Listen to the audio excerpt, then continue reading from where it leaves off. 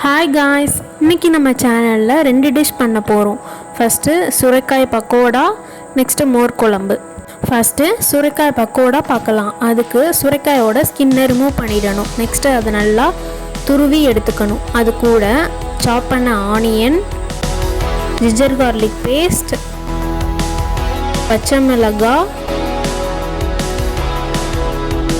சாப் பண்ண கருவேப்பிலை,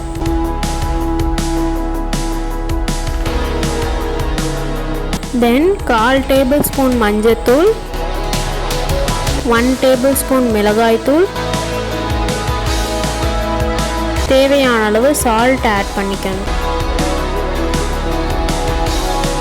நெக்ஸ்ட்டு அரிசி மாவு 1 கப் சேர்த்துக்கணும். கடலை மாவு 2 கப் ஆட் பண்ணிக்கணும்.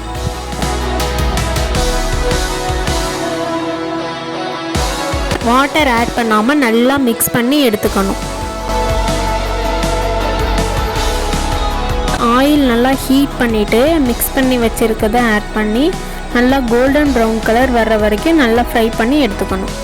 இப்போ செகண்ட் டிஷ் மோர் குழம்பு பார்க்கலாம். அதுக்கு ஒரு மிக்ஸி ஜாரில் துருவின தேங்காய், பச்சை மிளகா, கடலைப்பருப்பை 1/2 அன் ஹவர் ஊற வச்சு சேர்த்துக்கணும். அது கூட ஜீரகம் ஆட் பண்ணி நல்லா கிரைண்ட் பண்ணி எடுத்துக்கணும். ஒரு கடாயை எடுத்துகிட்டு அதில் 1 டேபிள்ஸ்பூன் ஆயில் சேர்த்துக்கணும். அது கூட கடுகு, காஞ்ச மிளகாய், கருவேப்பிலை இதெல்லாம் ஆட் பண்ணி லைட்டாக மிக்ஸ் பண்ணிவிட்டு அது கூட கிரைண்ட் பண்ணி வச்சுருக்க தேங்காய் பேஸ்ட்டை ஆட் பண்ணிக்கணும்.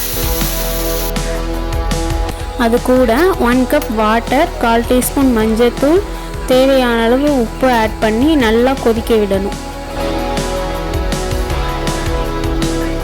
இது நல்லா பாயில் ஆனதுக்கு அப்புறம் ஸ்டவ்வை ஆஃப் பண்ணிவிட்டு கெட்டி தயிரை பீட் பண்ணிவிட்டு ஆட் பண்ணணும். மஸ்ட்டாக ஸ்டவ் ஆஃபில் இருக்கணும். அவ்வளோதான் ஃப்ரெண்ட்ஸ், மோர் குழம்பு மேலே சுரைக்காய் பக்கோடாவை அரேஞ்ச் பண்ணிவிட்டு ஒரு 10 மினிட்ஸ் அப்படியே விட்டுட்டு சாப்பிட்டா டிஃப்ரெண்ட் ஸ்டைல் ஆஃப் சுரைக்காய் பக்கோடா மோர் குழம்பு ரெடி. இது மாதிரி ஹெல்த்தி ஃபுட் ரெசிபீஸ் வேணும்னா என்னோடய சேனலை சப்ஸ்கிரைப் பண்ணிக்கோங்க.